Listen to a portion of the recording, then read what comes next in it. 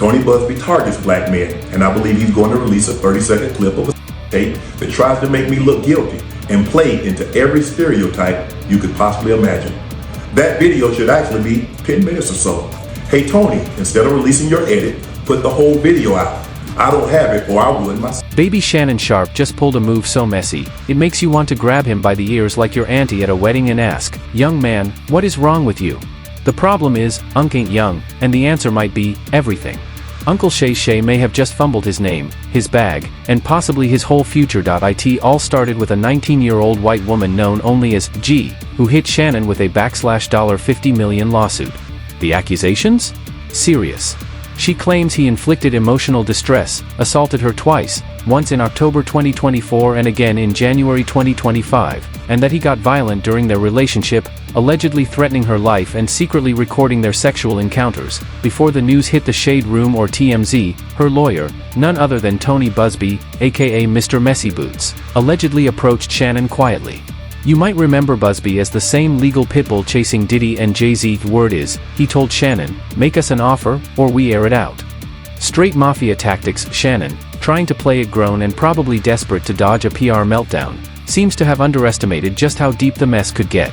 Now, he's facing a firestorm, legal, public, and personal. Word is Shannon allegedly tried to settle this quietly, slid a $10 million offer across the table. But baby, Tony Busby said, "10 million? We want blood."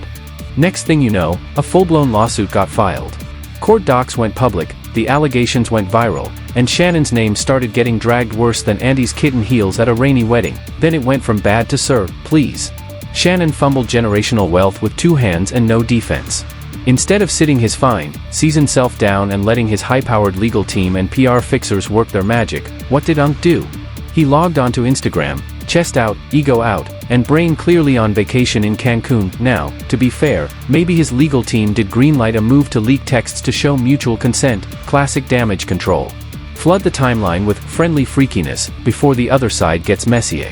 But even if that was the play, Shannon executed it like a man who only skimmed the plan and ran with it emotionally. Instead of posting redacted, lawyer-approved clips, this man dropped entire pages of raw, explicit, unedited conversations.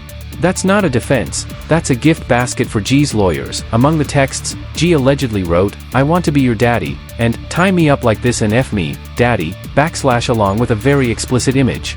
She also talked handcuffs, domination, and more NSFW content, but then it gets dark. One message, dated January 2nd, 2025, the same day she alleges Shannon assaulted her, reads, "I cried when you left because I begged you to put a," and just like that, what could have been a PR chess match turned into Shannon playing checkers blindfolded. He didn't just go rogue, he gave the other side ammo on a silver platter. In one of the leaked texts, G allegedly wrote, "I cried when you left because I begged you to put a condom on and not put it in my and you didn't listen. I don't care what our history is, no means no, Shannon." She followed up with, "I don't know how to process this." Now pause. Breathe. Let that land. The same text Shannon posted to prove it was all consensual included a clear message from her describing a non-consensual act, meaning, instead of clearing his name, he leaked evidence of her saying no and him ignoring it. Ciao. If this were court, they'd call that an admission wrapped inside a disaster, and he didn't stop there. While posting the messages, Shannon also exposed G's real government name and her OnlyFans account. The girl had federal court anonymity, legal protection. But Uncle Shay, with all that muscle and zero restraint, typed out Gabrielle Zunigan in full. No redaction. No care. Now we're talking about possible privacy violations, retaliation claims, and emotional distress damages, on top of a $50 million lawsuit. And the cherry? Shannon reportedly had a $100 million media deal on the table before this all exploded. Shannon was on the verge of leveling up to Joe Rogan level money. He was this close to generational wealth so deep, his grandkids could have been arguing over villas in Spain. And he risked all of that, just to post freaky texts and publicly humiliate a 19-year-old girl he's already accused of manipulating. At this point, Shannon isn't just in trouble, he's in the principal's office, the counselor's office, the unemployment office, and the crisis PR war room all at once. And the worst part? We haven't even hit rock bottom yet. Now. You'd think Uncle Shay would take the L quietly, call in the crisis team, maybe book a therapy session or two. But no, Shannon said, *, turn the cameras on. *, Asterisk he jumped on Instagram Live and demanded that an alleged full tape between him and Gabrielle Zuniga be released to the public. According to Shannon, the full video runs about 10 minutes long. But here's the kicker, he accused Gabby's lawyer, Mr. Messy himself, Tony Busby, of planning to leak only 45 seconds of the video to paint him as guilty. Family, friends, supporters, and colleagues, I want to speak to you directly and from the heart. This is a shakedown. I'm going to be open, transparent, and defend myself because this isn't right. This is all being orchestrated by Tony Busby, who has targeted Jay-Z. Tony Busby targets black men, and I believe he's going to release a 30-second clip of a tape that tries to make me look guilty and play into every stereotype you could possibly imagine. That video should actually be 10 minutes or so. Hey Tony, instead of releasing your edit, put the whole video out. I don't have it, or I would myself. You know what happened, and you're trying to manipulate the media. The encounter in question took place during the day at her invitation, and now that appears to be a deliberate setup, coordinated by Gabby, also known as Carly on OnlyFans. Gabby and Tony Busby want $50 million. What they're getting is sued for defamation and trying to take me down. My career is all about real talk and honesty. I know my family and fans know exactly what this is about. And I'm going to be out there telling you whatever I need to say, just like I always do. I love all of you guys. Now listen, I get it. If someone's sitting on footage that could make you look bad out of context, of course you'd want to defend yourself. But child, this ain't a Marvel trailer.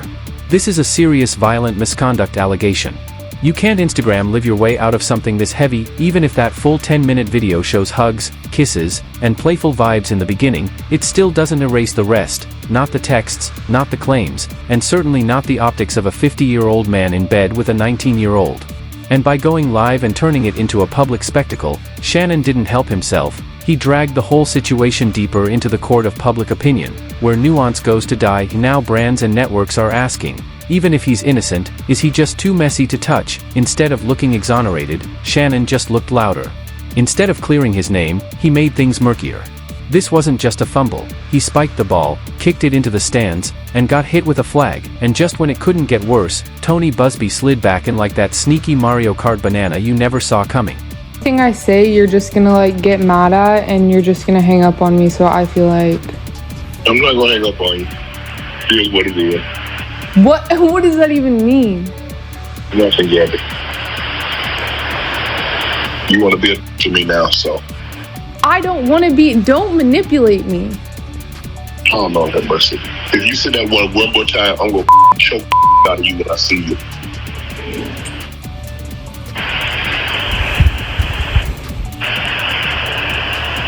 Thank you. Well, I don't want to be. Yes, you do.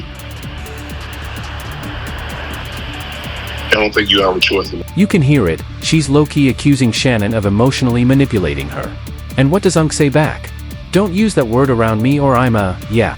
He cut himself off, but the implication was loud. It definitely felt like she baited him, trying to get him to say something incriminating. Something that might have felt normal behind closed doors, but out in the open? In today's climate? It hits completely different, because in the court of public opinion, context doesn't matter. All people hear is a 50-year-old man raising his voice and making a choking threat to a 19-year-old girl mid-argument. That's it. And baby, once that audio hits the timeline, it's cooked. Starter brands don't wait for nuance. Twitter doesn't pause for explanations. People hear that and start doing the slow, back away from the mess, walk. Now Shannon's life looks like a slow-motion car crash. First, he steps away from ESPN, had to temporarily leave his seat to handle personal matters. Stephen A. Smith even hinted that Shannon could be fired any day now, and just when you think it couldn't get worse, boom, another woman appears. Michelle Evans. She's not just making accusations, she's filing a defamation suit and bringing up an alleged past assault from Shannon's Fox Sports era. Shannon's alleged inappropriate behavior with women at Fox? That was quietly handled before it ever made headlines. But now, with this new mess swirling, old receipts are getting dusted off like vintage vinyl. It's not just Gabby's lawsuit anymore, it's Michelle Evans, it's past whispers, it's public distrust. The corporate doors? They're closing slowly, silently, like someone dimming the lights on a once bright stage, and the worst part? This whole crash was avoidable. Shannon didn't get taken down, he cooked himself. No seasoning, no sauce, just dry roasted in front of the entire internet. When I say Shannon's legacy is on life support, I mean the plug's halfway pulled and the family's already whispering about funeral plans. Even if, and that's a big if, he beats the legal cases, the real damage is already done, because this isn't just about court anymore. It's about energy. Vibes. The scent you leave behind, and baby, Shannon smelling like scandal, ego, and bad decisions. Don't need no 26-year-old girl. You don't need no 36-year-old girl. This is your auntie talking to you. Take your and get your old there that can love you. Let's keep it all the way real, even if you believe Shannon's innocent, even if everything was technically consensual. The optics? They're done. A 50-year-old man entangled with a barely legal 19-year-old? That's not just grown folk business. That's poor judgment diving out the window with no parachute, and once doubt moves into your brand, it doesn't rent a room, it buys the whole damn house. So here's the real question. Can Shannon Sharpe actually bounce back from this? Is it fair to judge a man off leaked texts and messy recordings? Or is the internet just out for blood? Be honest, even if he wins in court, when you hear his voice on TV now, won't it hit a little different? Like a quiet side-eye sneaking in, uninvited, every time he speaks?